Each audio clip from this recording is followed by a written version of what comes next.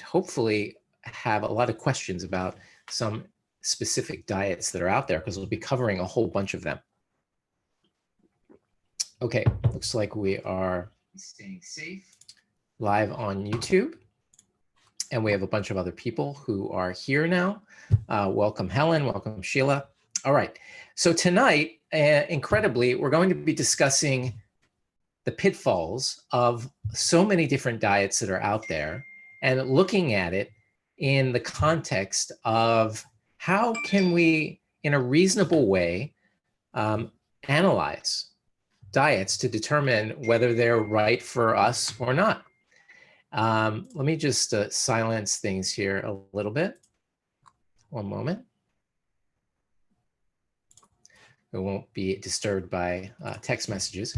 So essentially, we'll be talking about various different diets, and we're going to be putting things in context as well. But as we go through various different diets, we're going to be breaking them down into vegan, vegetarian, and then the whole subset of those diets and some of the pitfalls that people have there. And then we'll also be talking about omnivore diets, which have a whole host of different categories and some of the pitfalls that you may see there. One of them, of course, being the keto diet. And then we'll talk about carnivore diets, which have become fairly popular, or I should say have been discussed much over the last, a year or so, and whether or not those are something that, what are the pitfalls there, that there are actually people who are eating just animal products and only animal products, and we'll talk about that as well. But as we talk about all these things, we'll talk about the controversial foods of each of these. We'll talk about the things that they have in common.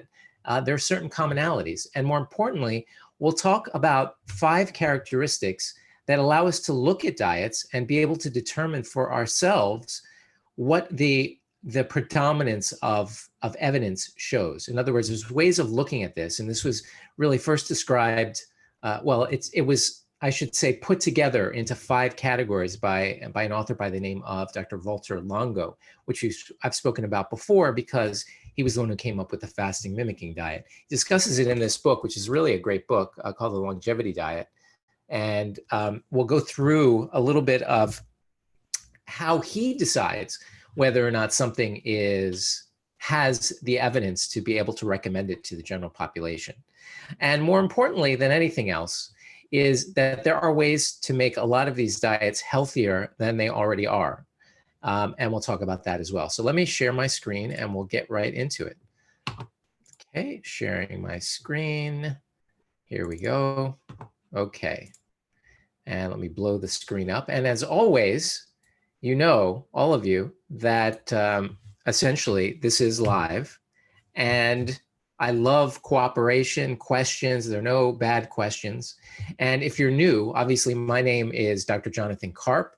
My goal is for you to become your own authority in health, to be able to essentially stand on your own 2 feet and be able to make decisions, health decisions for yourself in full confidence. I'm also the owner and president of Miracle Noodle, which is a noodle that is a low-calorie, low-carb alternative, great high-fiber product that is great for swapping out high glycemic foods and can be a really good addition to your overall diet to be able to make these things sort of easier for you.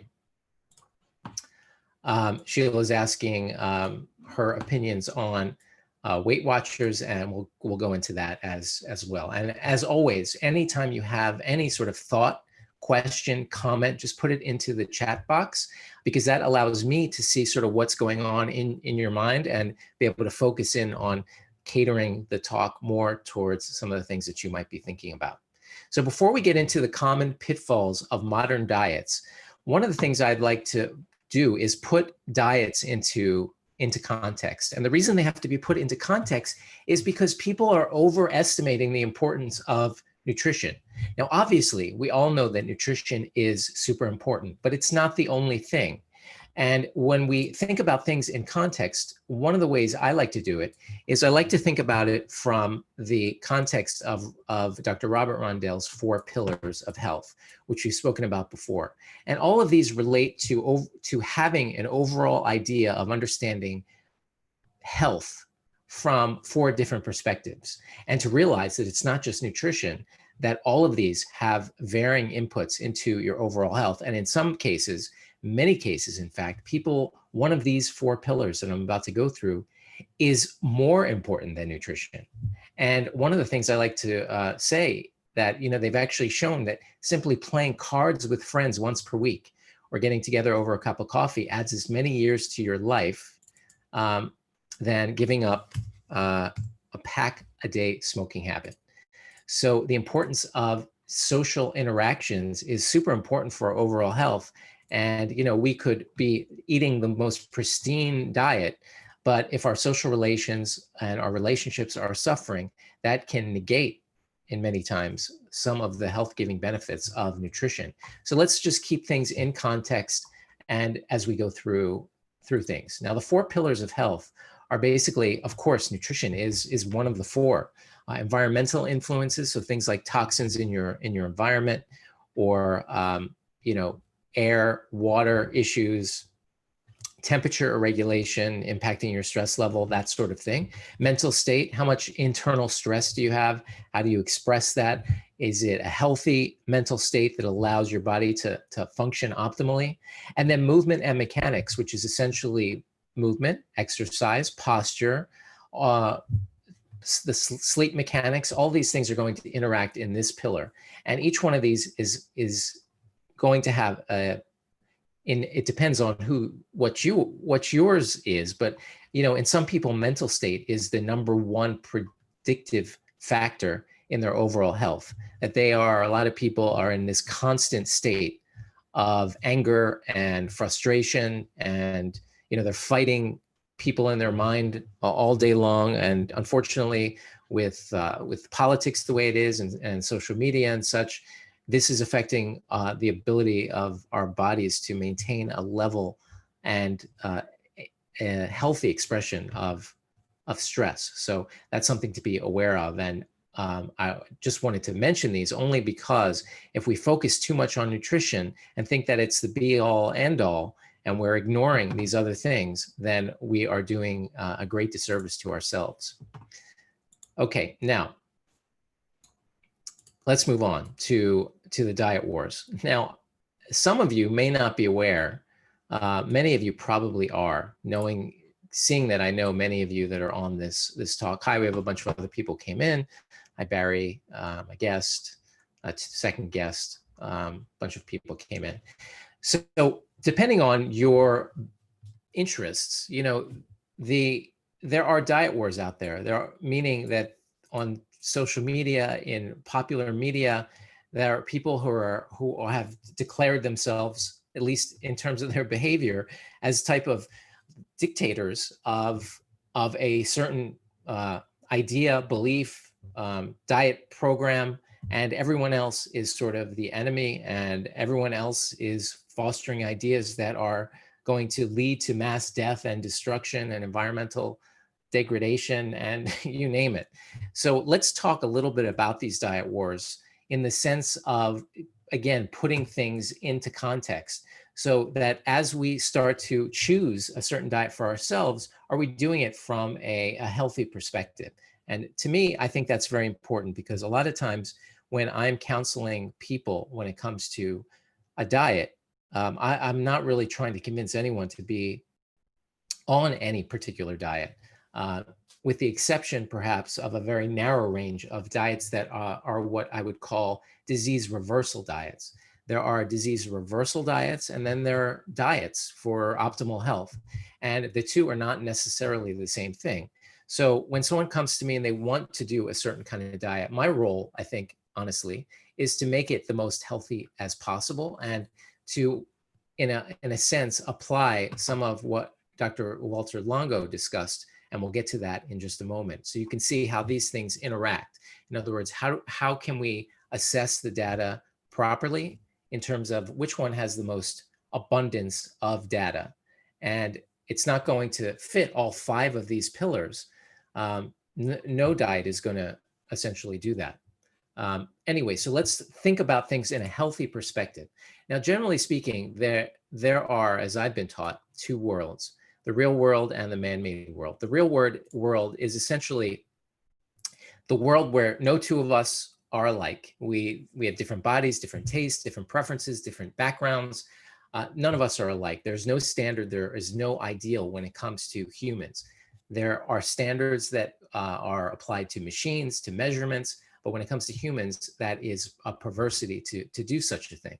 And relationships occur where the focus is switched from sort of independent I's to we's. And in other words, it's when we can encounter another person and maintain a relationship with the other person.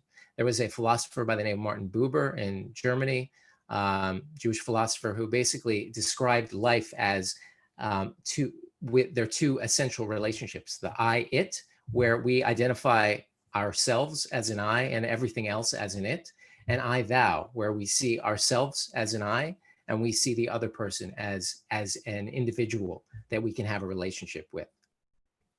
And as one of my teachers, Gerald Epstein, used to say, a lot of us are walking around in this sort of me real, you shadow. That's how he would describe it. And what we really want to switch to is this real relationship of people who are not holding each other to ideals, standards, and understand that we all have different preferences. Unfortunately, that real world doesn't exist all that much in modern society, because what we have, and we'll get through this very quickly so we can jump into things, is that we have a world of ideals, standards, machines, etc. And when it comes to people trying to influence people, essentially there is the economic sphere of money, there is the political sphere of power, which we seem to be, unfortunately, with the debate night as it is, obsessed with the fact that the only way change is going to happen is through the political sphere. Well, change happens through all three of these. It happens through the economic sphere, through the political sphere, and through the moral, having moral authority, or having that sincere relationship with another person face to face. And people who are overzealous that diet is going to be the be all end all of everything often have chosen money and power and not moral authority as the way to convince others to their what has become essentially an ideology. And I think that unfortunately it's symptomatic of the fact that all of us these days, with the way politics and society have become, have neglected seeing change happen through other means other than money and power. And really, it comes down to what Dr. Robert Rundell Gibson described as the four games. We've spoken about politics. Politics tells us what's in and what's out. And the same thing happens in these diet wars where, this diet's in, this diet is out. There's the healing games. These are where one healing modality it tells all the other healing modalities that they're not real and that there's only one way to heal. Then we have big business or economic games, which we spoke about. And then we have people who play theological games where they define that the only thing that they do is good and every other type of theology is bad. So it's this good and bad. And unfortunately, when it comes to diet wars, essentially they're playing oftentimes on the economic game of determining sort of what's ugly or pretty or normal or abnormal by defining other diets as abnormal. They play all these games, unfortunately.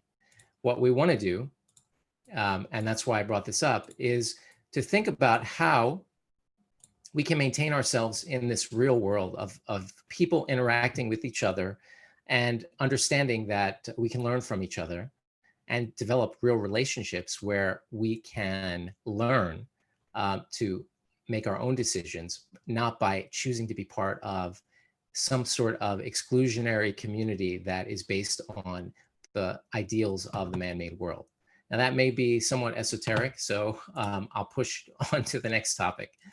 One of the examples I like to give is that I am a conventional medical doctor. I went to medical school, I did my medical residency, and I still see patients in a conventional medical practice, which means that in a sense, I am playing the healing game, that I have a modality and that I follow that modality.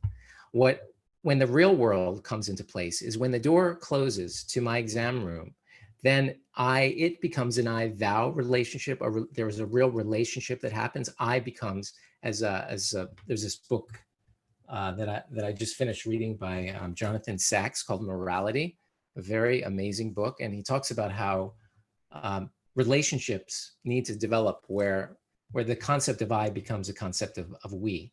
So a patient comes to see me and I'm playing the healing game, but when the door closes, there becomes a we, there becomes a relationship.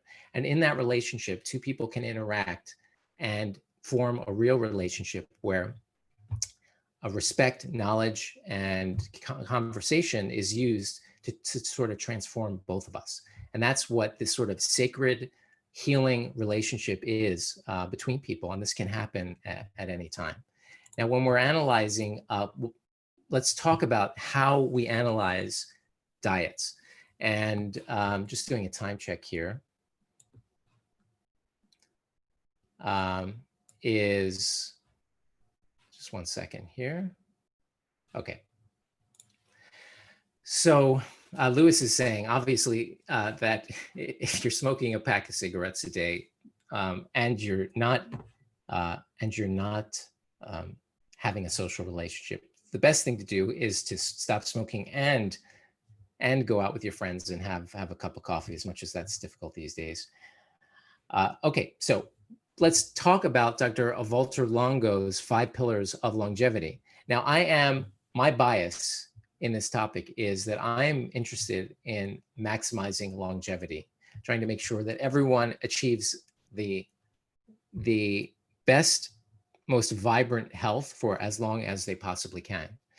And that's Dr. Walter Longo's view. His view is the way you analyze all diets is based on these 5 categories. And let me explain them a little bit in detail. Just blow this screen up a little bit. Okay. Oh, one moment. Okay. So the first is juventology research. This is a study of aging. So that would mean that the first pillar of analyzing a diet is, has there been research that documents in the lab what happens on a biological level in the lab for a certain diet? That's juventology research. Epidemiology would take that basic science information and see if it's been implemented in various populations. So that would mean looking at, the diet of people in Sardinia, Italy, that live, often to 100.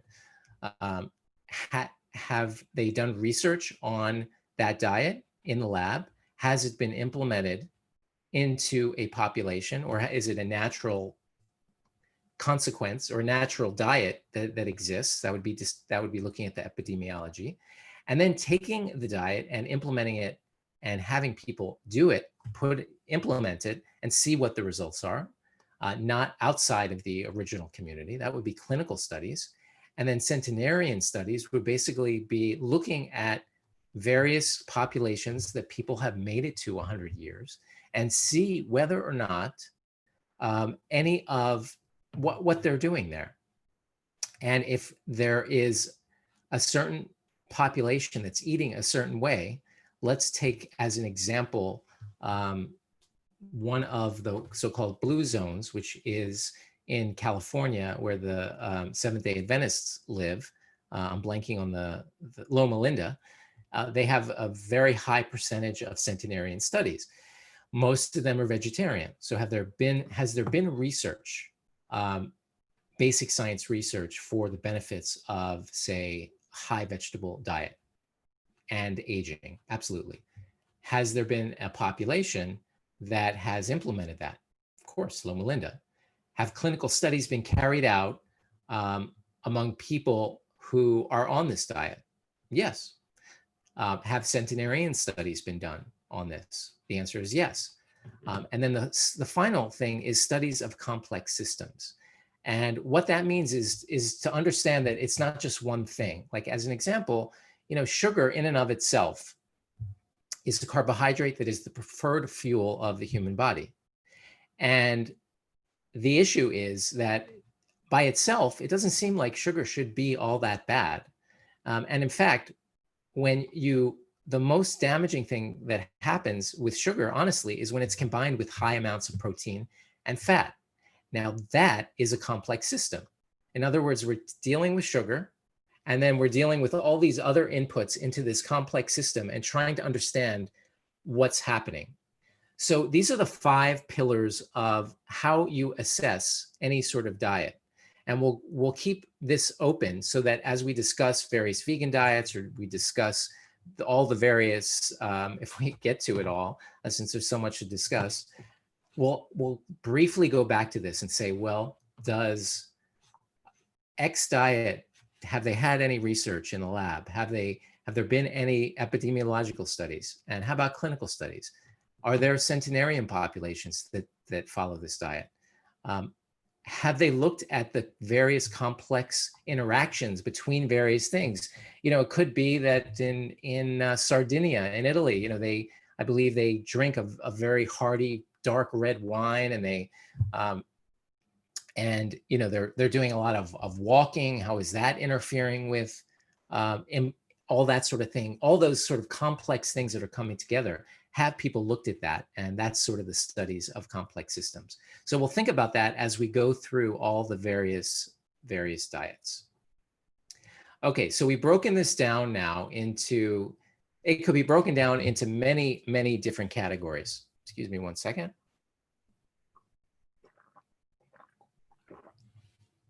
And I've broken it down into vegan, vegetarian, of course, being people eating dairy and eggs, omnivore, which is very, very broad, meaning eating plants and animals, and then somewhat unfortunately, but I don't want to be too biased, is this new trend of people who are just eating animals and no vegetables. So let's go into the vegan world. If anyone is a vegan, let me know. Type it into the box on the side. So let's jump into the vegan area. And the way we're going to be doing this is I'm roughly going to go through each one of these type of diets, common pitfalls and controversial foods. And we'll do the same thing with the omnivore diet. We'll talk about the various different ones, and then talk about common pitfalls and controversial foods. So let's talk about the vegan community. Now, probably the most common one I should say here is, in addition to sort of what someone might describe as high fat, low carb, is also something called whole foods, plant-based. Now, let's talk about a little bit about what these are. Let's start at the bottom here. So raw food. As one of the guests is asking about my opinion on the Nutritarian diet, and I would definitely discuss that in detail. Thanks for your question, and we'll definitely get to it.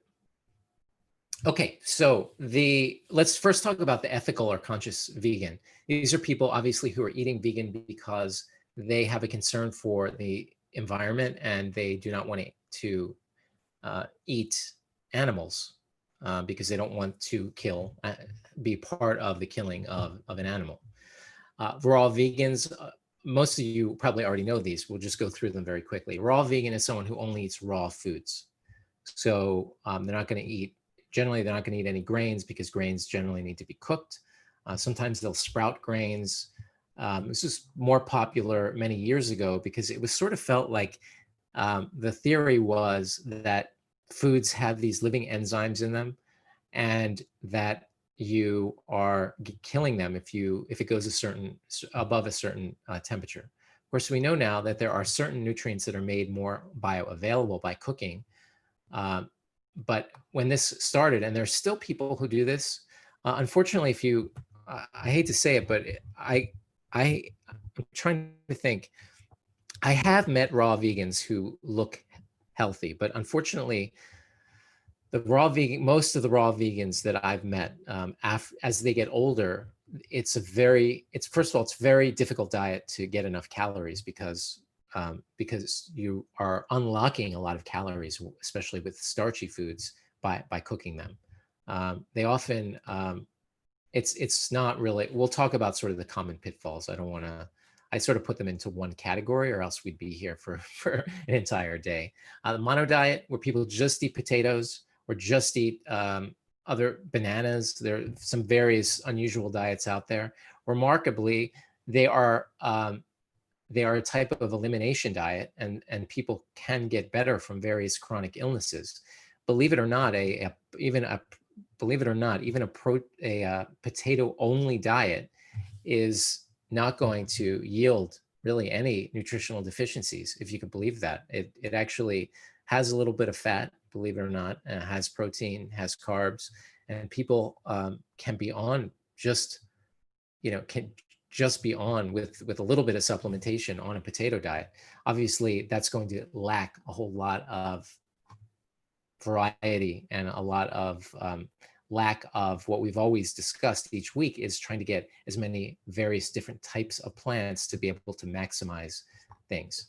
The Nutritarian diet, which is Dr. Furman's diet, and just happened to have today actually received his latest book, Eat for Life. And I have a soft spot in my heart, I guess you could say, for Dr. Furman's diet, because in my medical practice, it has been this, as far as a disease reversal diet, it has been singularly the most effective disease reversal diet that I've ever seen in terms of reversing things like lupus and psoriasis. I have so many patients who I've given his first book to, who wanted to follow a more plant-based approach.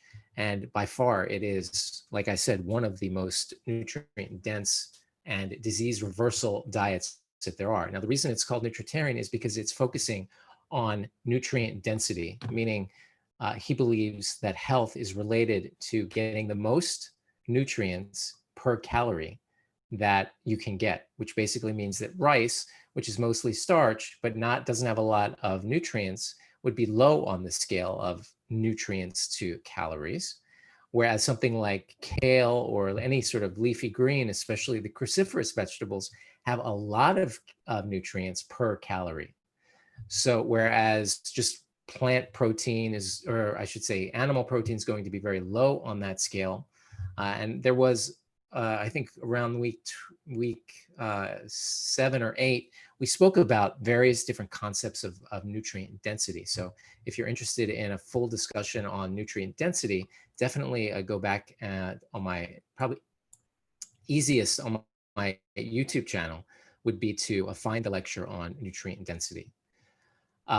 High carb, low fat is followed by a lot of people these days. And as I somewhat mentioned when I was talking about the studies of complex systems, the issue really is that a lot of people can tolerate a high carb, low fat diet because of understanding this issue with studies of complex systems, meaning that a lot of times high carb is really most dangerous when it is combined with moderate to high levels of certain types of fats, like saturated fat and animal protein.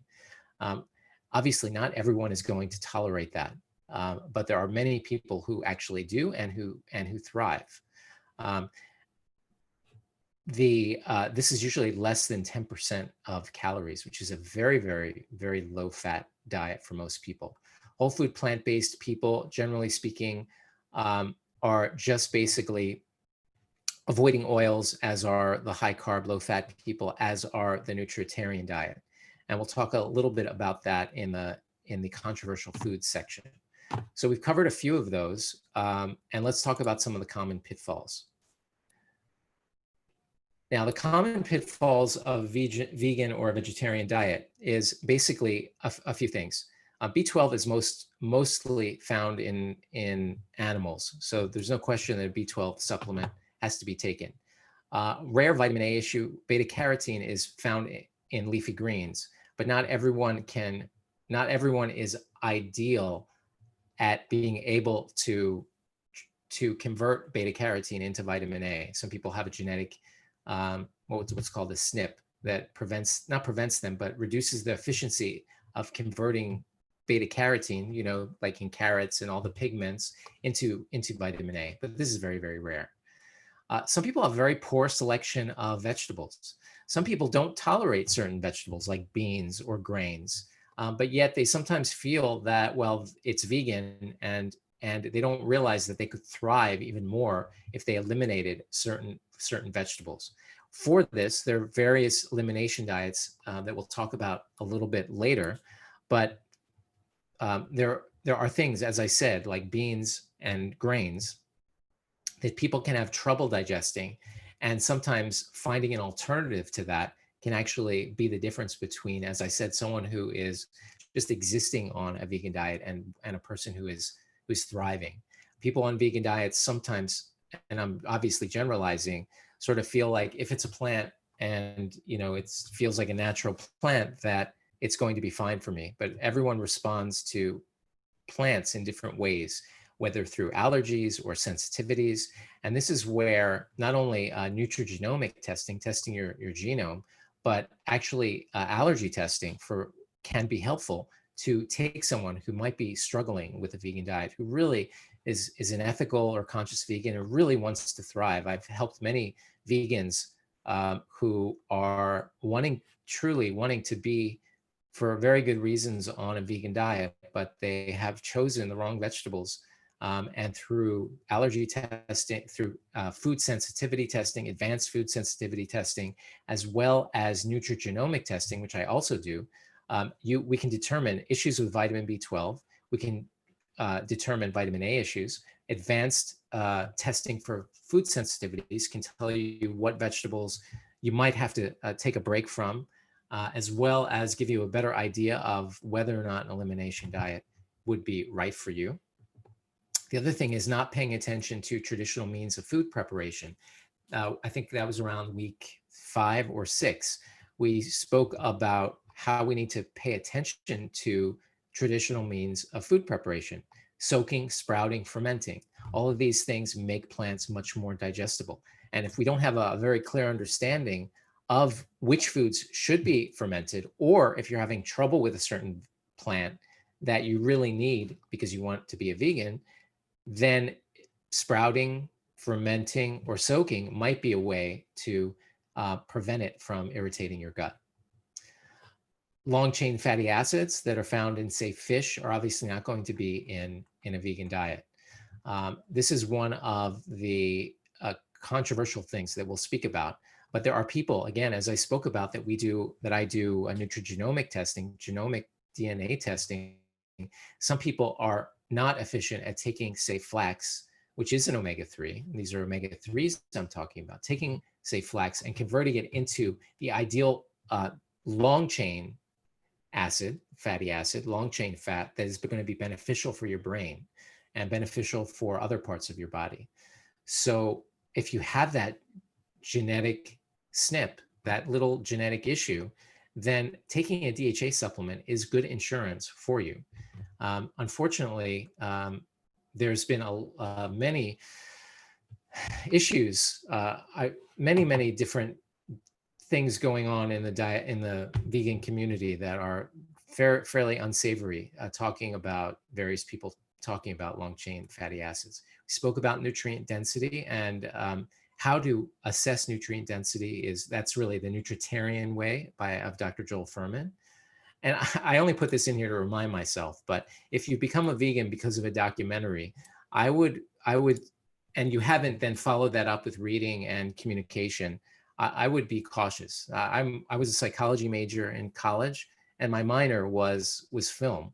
And I had a very special interest, so much so that instead of going home for the summer, I took a few classes that were specifically about documentaries. And all I can tell you is it is the most manipulative form of media for many different reasons. I could go into it. And so any decisions, I'm a very big fan of documentaries. However, knowing how manipulative they are and seeing the techniques that they use and knowing them very well, I would just be careful with that. I would just be careful with that. That's all. I won't get into that too much because I'll get way off track. The next is macros obsession. And this is a pitfall for all the different diets. Remember, we're talking about the issue of nutrient density as being very important, and micronutrient density, not necessarily macros. And so macros being protein, fat, and carbohydrates. And some people say people who are high carb, low fat, they are looking for 10% less, 10% of fat or less. If you're constantly obsessed with those macro ratios, then sometimes the micronutrient density lags behind and the overall quality of the diet can be a problem. And there is not dramatic evidence that that there is any magic macro of ratio of fat to carbohydrate to protein. So I would just be careful with diets that are trying to get you obsessed with 20% of this and 40% of this and less than 10% of this, because it really is not going to serve you in any way. Next is not paying attention to the quality of the foods. As I mentioned last week, well, one of the weeks previous to this, that the quality of your foods makes a huge difference in the sense that it was on the micronutrient testing week. Essentially, just as an example, there was, as I was talking to the lab, there was a woman who was on a very healthy, quote, healthy meal delivery service loaded with vegetables. And it turned out that she had major micronutrient deficiencies, probably because the quality of the vegetables was probably not organic. They probably they weren't as fresh as they possibly could be. They were probably cheap and grown in micronutrient poor soils, whole host of reasons. But pay attention to the quality of your food. Try to get as fresh as you possibly can. Even frozen is sometimes better than just because it's frozen oftentimes right from when it's picked, can be even better than some of the food that has been sitting in the store for a little bit of time. And anytime you change your diet, you want to check your labs. You want to go in and you want to see that your labs are doing well. You can reference my lecture on 7 labs everyone should get. That was probably week 15, 16. You can find that on my YouTube channel. And really, you need to check. That's just one of the things you need to see if your cholesterol spiked. You need to see what your blood sugar is doing. All these different things are super important for you. Now, the controversial foods, amazingly, are, well, oils, which we can all agree that vegetable oils like sunflower, safflower, corn, everyone agrees they're no good for you. The issue with oils for a lot of these diets is that they are calorie rich, 120 calories per tablespoon. So it is when we're thinking of nutrient density, a little bit of avocado, let's say, versus oil, the same number of calories, you're going to get a lot of volume, a lot of fiber, a lot of micronutrients. Same with nuts, comparing nuts to oils. You're better off, honestly, thinking about that and getting the most you can, getting it in its original packaging, which is basically in the nut. The oil is expressed from the nut. You're better off getting it from soaking raw nuts and seeds to get those fats. Now, we've all heard about olive oil being healthy, and yes, generally speaking, if you look at the studies, it generally is healthy. Unfortunately, there are many pitfalls in selecting oils because many of them are either rancid or oxidized. And so there are plenty of perils of choosing oils. So you're better off getting them in their natural packaging, which means that they're not oxidized because they're protected by fiber and the shell or whatever the case may be. They're not going to go rancid as quickly in their original packaging because that's the way they're packaged. They're meant to be eaten. So I'm hoping to bring on a friend of mine who's an olive oil judge to talk at length about oils because there are healthy ways of doing it. But I would always say that if you're trying to lose weight, I always say no more than 2 to 3 tablespoons of oil per week, because we do know, there is no question about it, that having excess body fat is associated with negative outcomes. So if you're trying to be on a diet, just be aware that pouring a little bit of olive oil on your salad, that little pour can easily be 300-400 calories, just like that. So something to be careful of. Unfortunately, there are some vegans that are avoiding nuts and avocados, mainly because they're on the low fat diet. And then the DHA, which is that long chain fatty acid that we spoke about. Okay, let me shrink this up a little bit and just go back up here to these 5 pillars.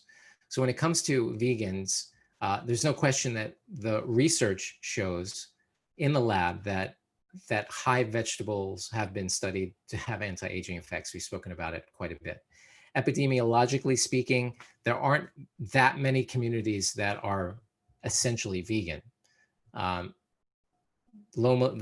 Seventh-day Adventists overwhelmingly are overwhelmingly vegetarian. Clinical studies, they have done some very good clinical studies based on the Loma Linda vegetarian, the Seventh-day Adventist diet. Centenarian studies, definitely, and studies of complex systems, yeah. But so when it comes to that sort of at least high vegetable / vegetarian diet, it really does fit all of these categories. So something to be aware of. All right, now let's move on to omnivores, which carries a whole host of different various diets. Let me do a time check. Okay, well, we gotta really speed through these.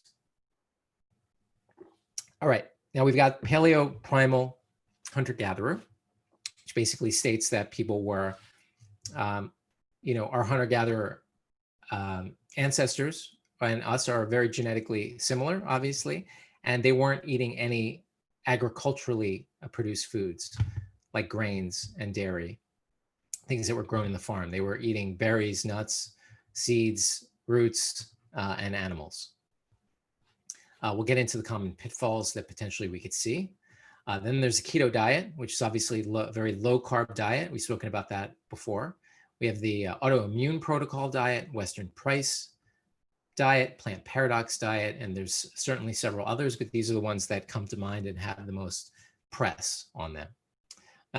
I've spoken about the pitfalls of the keto diet before, but essentially they fall into these 5 categories. Chronic ketosis, regardless of whether, as we spoke about last week in the mitochondrial lecture, Understanding Energy, when you're in ketosis, it is a cleaner burning fuel, meaning you're not using as much oxygen and there's sort of less waste product, I guess you could say, comparing it to, an engine. But that doesn't mean that it's going to fit all of these categories of analysis of a diet, which we will go through in just a moment. The second so being in chronic ketosis is really not helpful at all in any way. It certainly can help you lose weight. It can certainly give you more energy, but it is not a natural state of being to be in chronic ketosis, and it comes with some issues such as hormonal issues, and as well as some other things that are probably not good for your overall health. Second problem is not testing enough, meaning not testing to see whether you're in ketosis. If you feel like you're in a keto diet and you're not in ketosis, that is profoundly unhealthy because it means you're getting enough sugar. As we said, eating a lot of saturated fats and animal proteins and having sugar and not being in ketosis is going to be profoundly unhealthy. So you need to be testing whether or not you're in ketosis. Having a reliance on meat and cheese and realizing that that's never going to be healthy in any stretch to be relying on meat and cheese. Next is mistaking different effects of fat and protein. Fat is, first of all, too much protein is going to lead to elevated blood sugar, believe it or not. So some people feel like the original Atkins diet, let's say, which was essentially a very high protein diet. And as we've learned more about the negative effects of that, we all know every week we've spoken about how too much animal protein is going to be associated with a whole host of negative effects. Fat, so having too much protein is going to raise your blood sugar. And some people, whereas fat's not really going to do that. So a lot of people mistake and just feel like, yeah, as long as I'm eating fat and protein, then I'm going to be in ketosis. And then not reading up on the topic. It's not a simple diet. It's easy to understand once you understand it, but if you haven't really read a book, I can always say when someone comes in to see me and they say they're on the keto diet, the first question I ask them is, oh, which book have you read? And if they said, well, I just read some articles online, almost always, if I check a ketone level, they're never in ketosis. You really have to be careful with that. Various types of elimination diets, I've spoken about them in probably maybe within the first 10 weeks or so, we spoke about why everyone should include an elimination diet. And this is for an autoimmune disease. And I've had many patients go on that with great effect. I will say, however, that the Nutritarian diet of Dr. Furman by far has been the most effective for my patients to be on for disease reversal diet for autoimmune disease. Weston Price diet was just, I'm going to skip over the Weston Price diet just because we're running out of time, but I'll just briefly say that Weston Price was a dentist who traveled the world looking at various diets. And he determined that, it was the foods of modern commerce, I think is how he termed it, like, flour and oils and things like that, that caused dental problems that were not seen in hunter-gatherer populations. They had these broad faces and broad dental arches without any sort of crowding of the teeth. And just within one generation, you can actually get crowding of the teeth from, believe it or not, one generation from eating a high sugar, high processed flour, white flour type of diet. And actually the structure, it's pretty amazing, but the structure of faces can change just within literally 1 or 2 generations.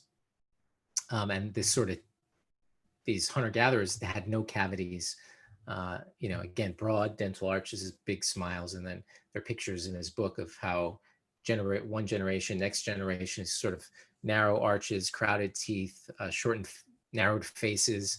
It's anyway, it's very interesting. But that's his diet. And one of the things that he emphasized was something called Activator X, which turns out most people think which was part of what he felt was really this magic nutrient that is probably super beneficial and was found in various different cultures.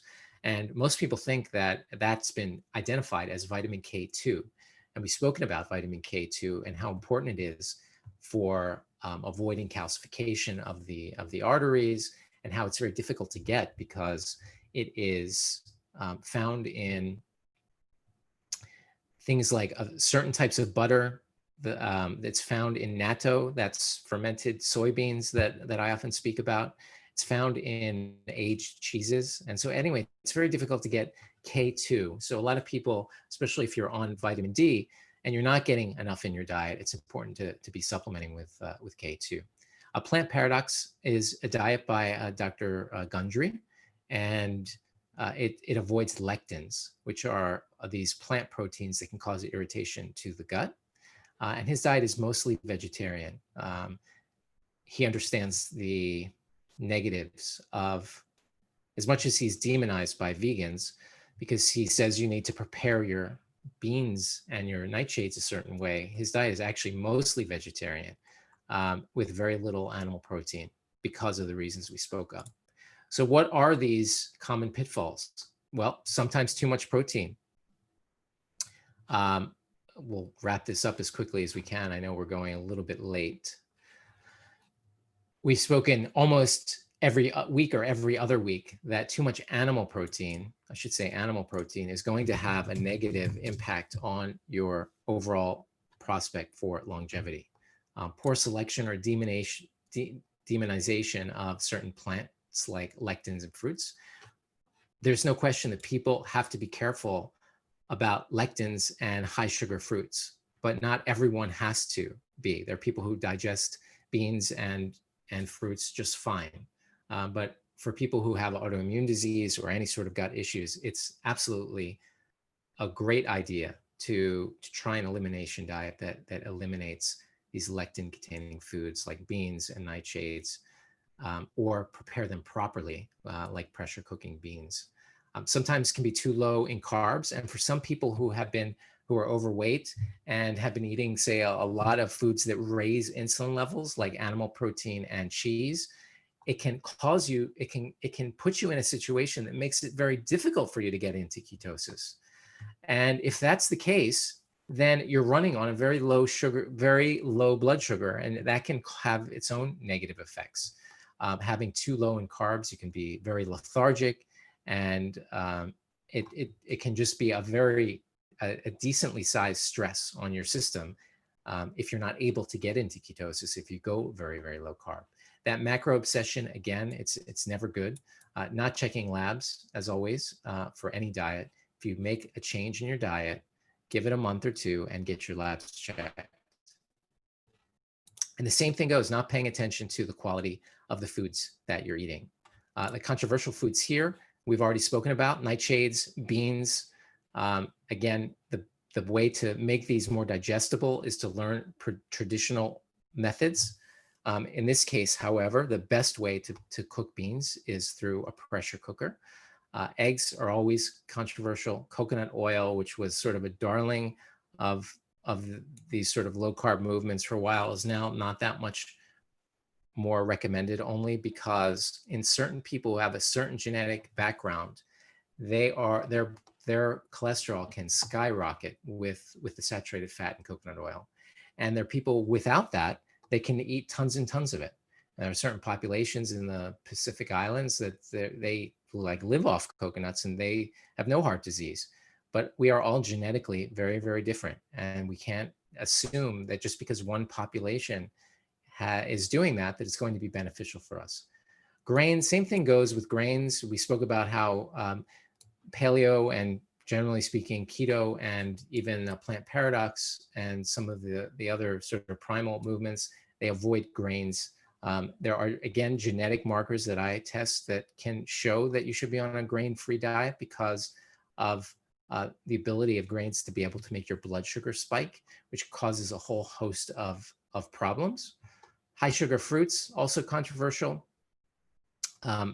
Like tropical fruits, essentially can make your blood sugar go up. So it's always going to be beneficial to see what your blood sugar is and make changes based on it, and maybe focus on lower sugar fruits. If your blood sugar is, your hemoglobin A1C, as an example, watch my lecture on the 7 labs you should get. If that is off, then you should look at whether you need to restrict this. And dairy is another one of those things that is controversial in the sense that the theory is that, we're not really meant to be eating dairy. And there's certainly ways of modifying the risk.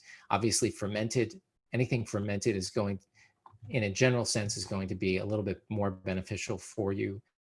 But dairy is one of those controversial foods as well. Okay, we'll round up with carnivore, which we can get through very, very quickly. And then we'll quickly go through his 5 pillars, just so we can come up with some general conclusions. Carnivore diet is new and obviously controversial. I was at a keto convention, and literally one of the carnivore lecturers got up and literally said, all of America's health problems would go away if everyone just went to Burger King and ordered the burger without the bread.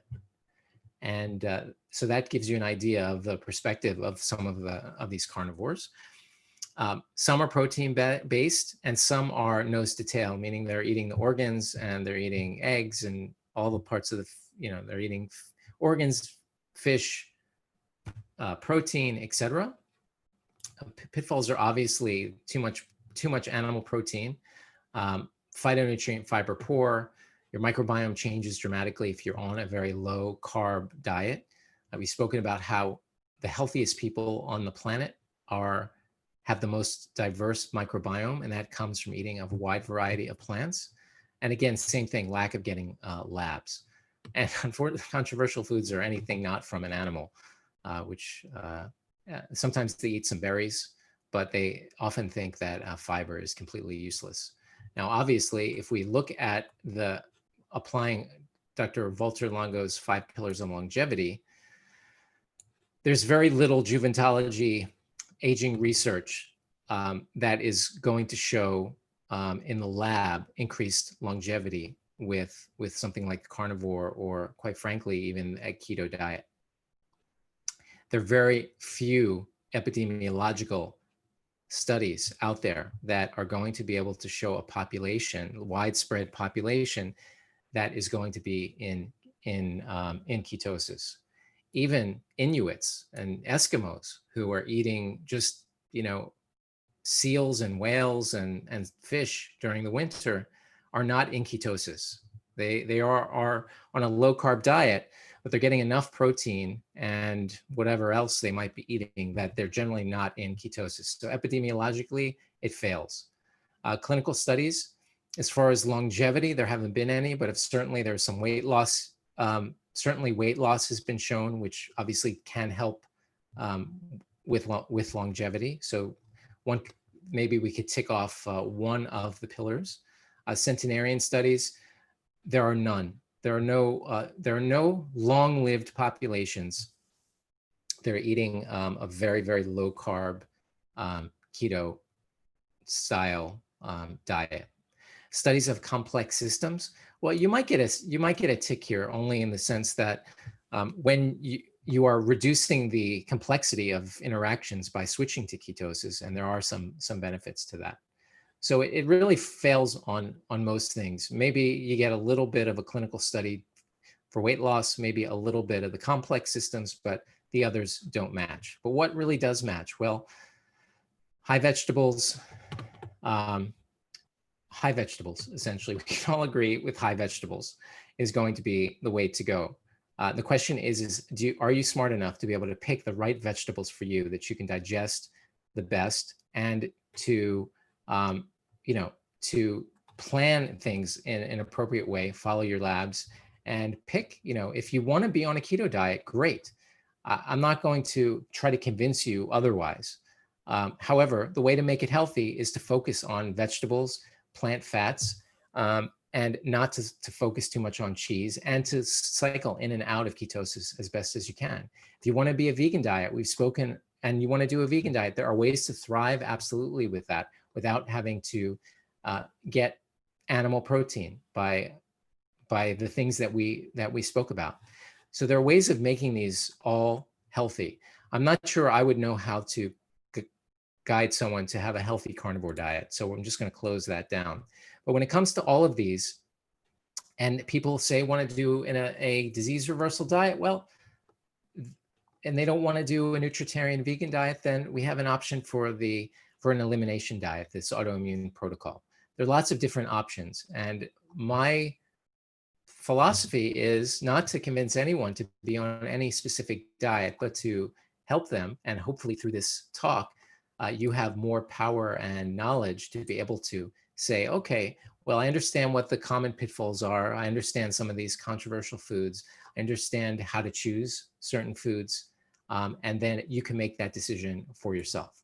As always, I am available for, if you want to contact me at any time and discuss things, I am certainly more than willing to reach out to me on Facebook is probably the easiest way, or really Facebook's probably the easiest way. Dr. J. Carp on my Facebook page, send me a message. I'm happy to help you in any way that I can, whether that's through advanced testing, or which could be food sensitivity testing, or it could be something else. So thank you everyone for your attention tonight. Somewhat controversial topic. I tried to make it in a way that I just don't think it needs to be controversial, and people are probably dropping off now to watch the vice president debate. And just remember, we're all focused here on building a true relationship amongst people, where we're not going to let politics and severe ideologies affect the way we eat.